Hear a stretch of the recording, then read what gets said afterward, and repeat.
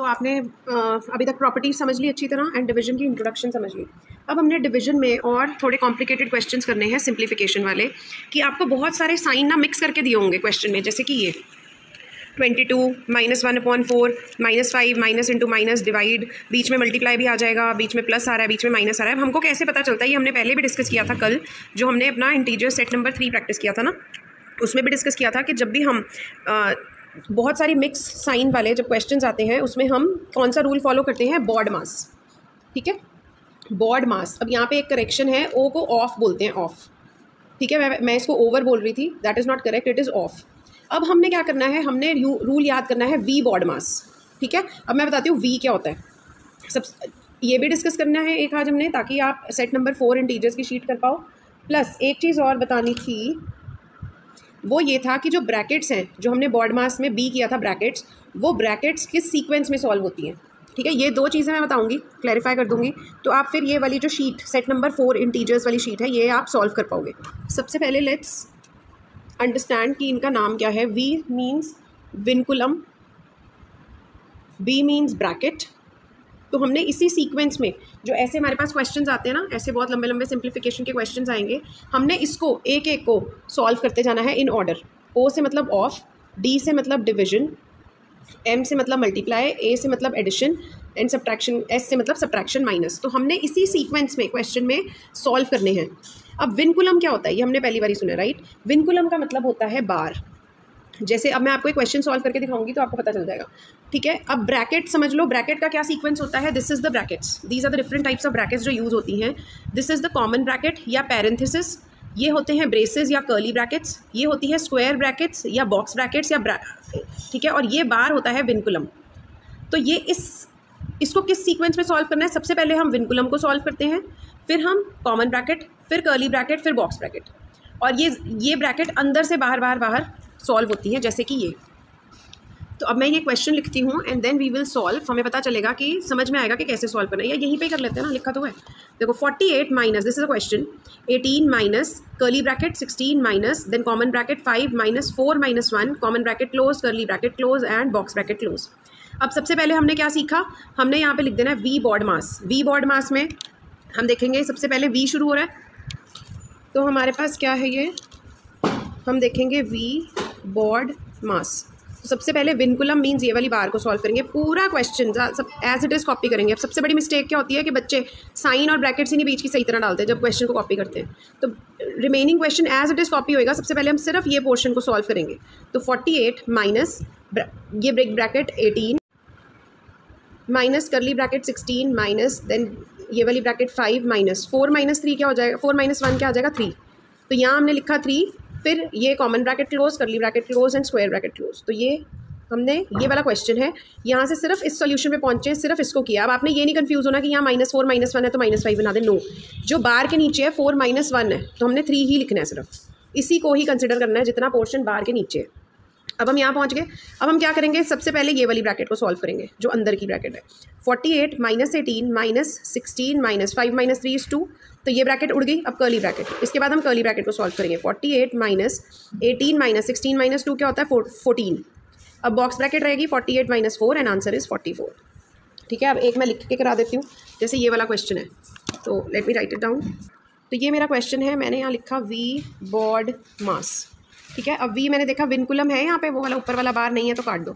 अब ब्रैकेट से सॉल्व करना है पहले, तो ब्रैकेट कैसे होएगा, 27 माइनस 5 प्लस 28। सबसे पहले कौन सी ब्रैकेट खोलनी है, ये वाली छोटी वाली, तो माइनस 29 माइनस 7 क्या होगा, 22। तो ये ब्रैकेट खत्म और कर्ली ब्रैकेट और ये रहेगी 27 माइनस 5 प्लस, अब इस ब्रैकेट को सॉल्व करेंगे, 28 माइनस 22 इज़ 6, तो कर्ली ब्रैकेट खत्म, ये रहेगी 27 माइनस 5 प्लस 6 इज़ 11, खत्म। 27 माइनस 11 क्या होता है, 16। So this is the answer. ठीक है, ऐसे ही एक और क्वेश्चन दिखा देती हूँ मैं। 39 minus 23 minus 29 minus 17 minus 9 minus 3, यहाँ पे विनकुलम है and this bracket close and this bracket close. अब क्या करेंगे हम, सबसे पहले इसको सॉल्व करना है। तो 39 माइनस, सब कुछ एज इट इज़ कॉपी करना है। यहाँ पे पता चलेगा कितना कॉन्सेंट्रेट होकर काम कर रहे हो, और अगर बीच में कटिंग हुई तो समझ लो गॉन केस है, कभी भी क्वेश्चन सही सॉल्व ही नहीं कर पाओगे अगर ब्रैकेट्स में या नंबर्स में कटिंग करोगे। तो ये 9 - 3 आ गया 6।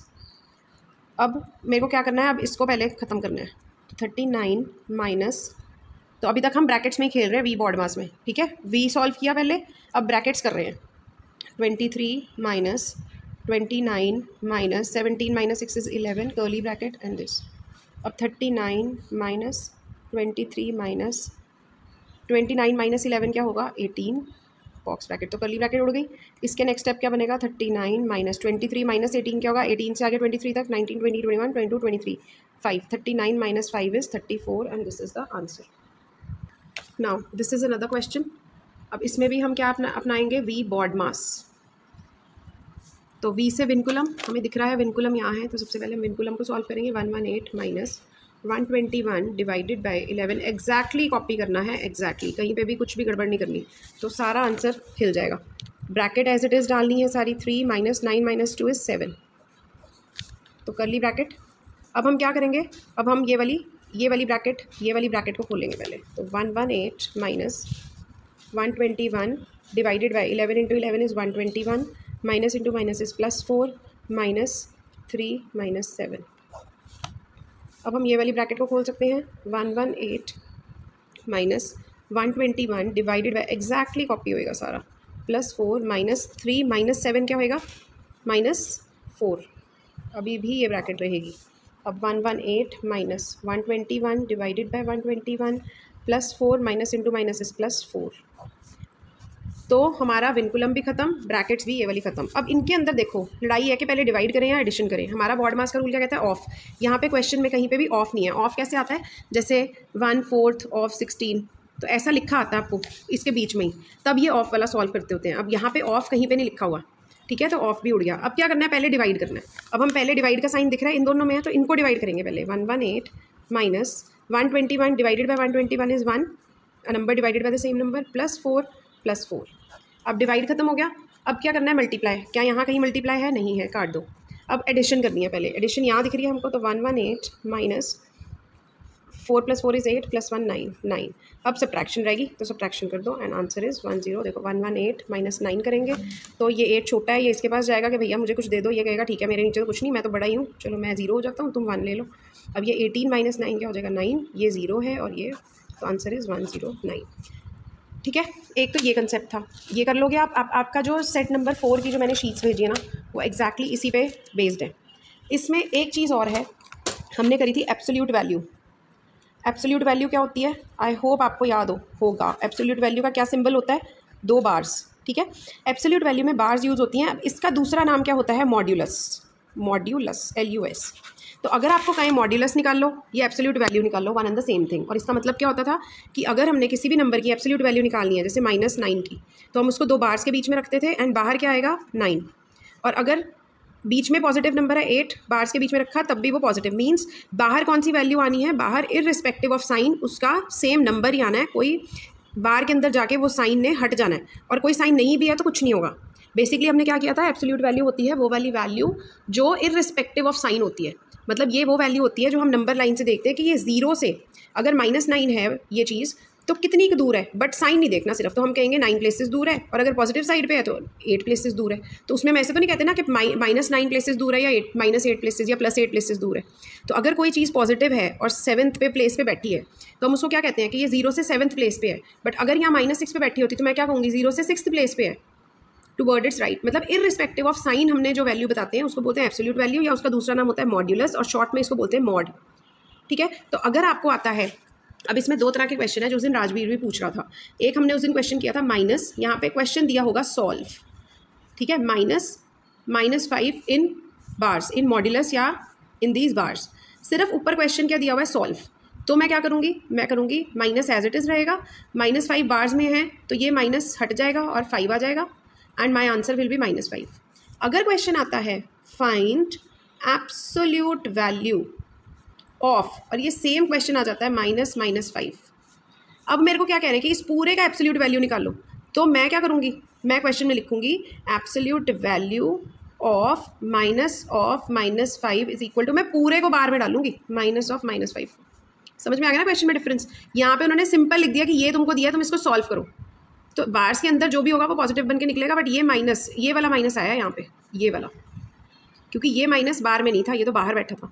अब उन्होंने क्या कहा कि इसकी एब्सोल्यूट वैल्यू निकालो, तो मैं पूरे के पूरे को बार्स में डाल दूंगी। अब तो अब मैं कैसे सॉल्व करूँगी, ये वाला जो -5 है पहले ये जाएगा, अंदर से शुरू होते हैं हमेशा, तो ये -5 क्या बन जाएगा, ये वाला माइनस एज इट इज़, ये बार्स बड़ी वाली एज इट इज़, ये -5 बन जाएगा 5। अब ये -5 फिर से बार्स में है, तो आंसर आएगा 5, तो +5 आंसर आ गया। और यहाँ पे आंसर क्या आया था, -5, बिकॉज क्वेश्चन में डिफरेंस था। यहाँ था सिर्फ सॉल्व, यहाँ है find the absolute value of this, तो आपको फिर से इसको बार्स में डालना पड़ेगा। I hope this difference is clear, जो हम उस दिन भी डिस्कस कर रहे थे। तो एब्सोल्यूट वैल्यू, मॉड्यूलस या मॉड सेम ही चीज़ है, बार्स का यूज़ करना होता है, और बार्स से बाहर जब भी नंबर आता है उसके साथ का